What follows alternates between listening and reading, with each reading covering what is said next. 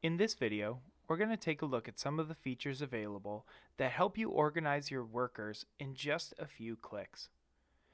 Any customizations you make to this page are saved to your login, which means that every administrator has their own unique setup. First of all, we have a drop-down menu that allows you to decide if you want to see active workers, inactive workers, or both. Next, you have a search bar where you can enter the first or last name of the worker or workers you're looking for. At the bottom of the page, you'll find a menu that allows you to control how many workers you see on one page, as well as a selector for which page you want to view.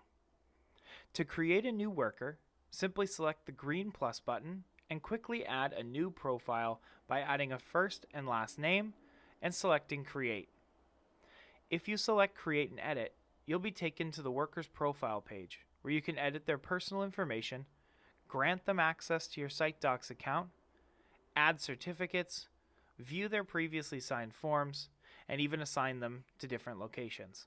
We'll go over those features in detail a little later in the video. Back on the worker page, let's take a look at the options we have for columns in this view. First of all, if I want to change the way my list is sorted, I can select the title of the column that I want to sort by. I can also drag and drop these columns around, so if I want to see access levels next to my worker's name, I can drag this column over and put it where I want it.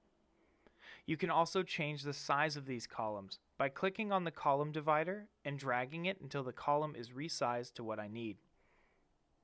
Now you can see that I have a little bit more space on my page, which means that I can add more columns. So I'm going to select the settings wheel, choose Add or Remove Columns, and select the column or columns I want to add in. In this case, let's add phone number and app permission. We also give you the ability to search within a column. Just select the settings wheel, choose Search by Column, and now I can search within my title column and quickly find my supervisors and even see their phone numbers. A note here that in many of these fields, you can make changes to a worker's information by clicking on the field in the column in question, including their name, their phone number, and their title.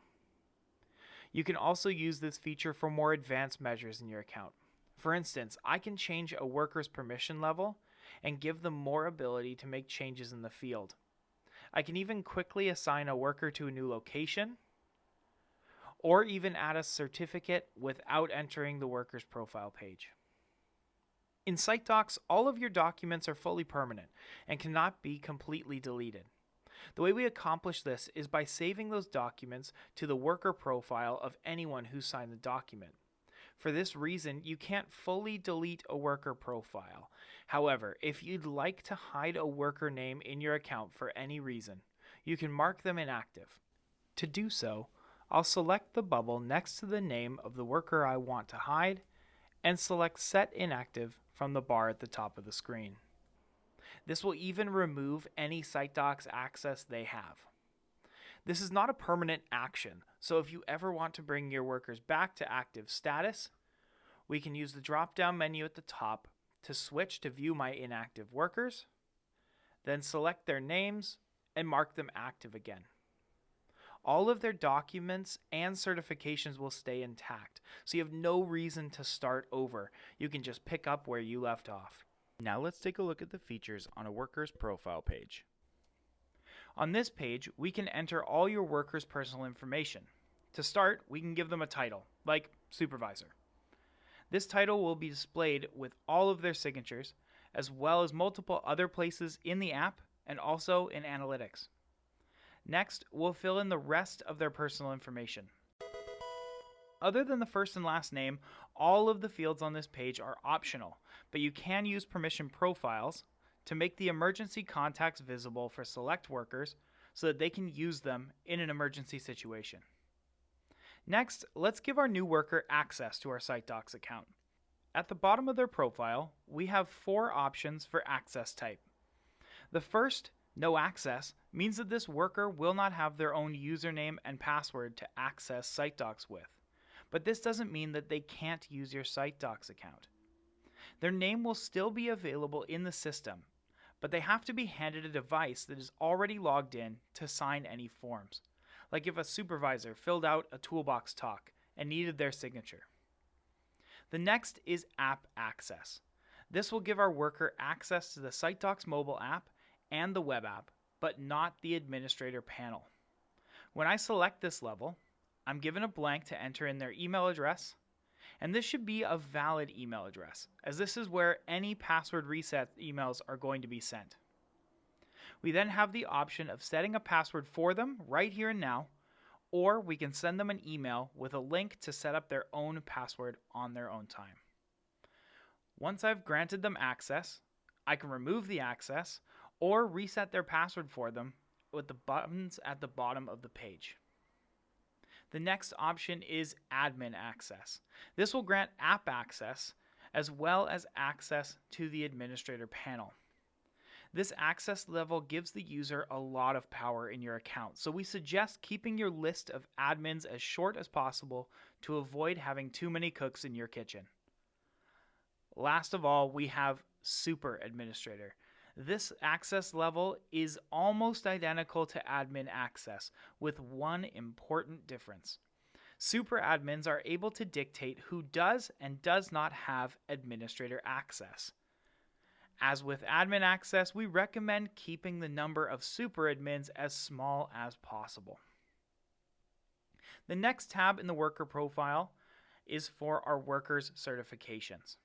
From this page, we can view, create, and edit our workers' current certifications. So let's add in our new worker's driver's license.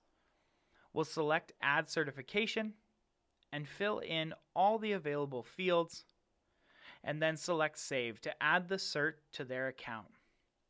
Now the certification is available on our certification report, our certs on site links, and in analytics, just to name a few. Now that we've saved the certification, we can add a photo from our computer to complete the certificate information. The next tab is a detailed record of every form ever signed by our workers. Let's take a look at a seasoned worker for this tab. You can see here that there are section titles for each form template. I can see every one of those forms that this worker has signed since they started their SiteDocs account. And I can click on View to see the PDF copy of the form that I'm looking for. Our last tab is for assigned locations. With this tab, we can assign our new worker to the jobs where they're going to be working.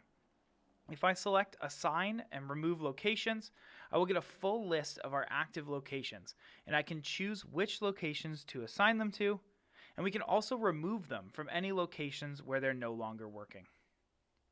And that's all there is to it. You can see how many tools we've given you to allow you to manage your workers' personal details and quickly find the information you need. If you have any questions about managing your workers or anything else in our SiteDocs system, please contact our amazing support team at support@sitedocs.com.